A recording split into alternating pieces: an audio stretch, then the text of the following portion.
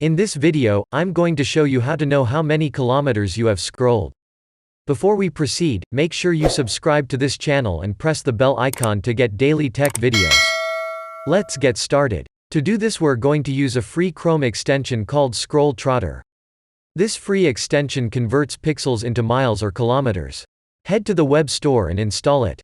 You'll also find the link in the description below. Once installed, go to any site and start scrolling. It will start converting pixels that are moved into miles or kilometers.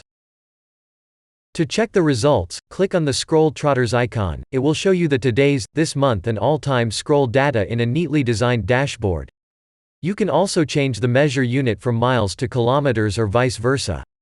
Down here it will show your most scrolled websites.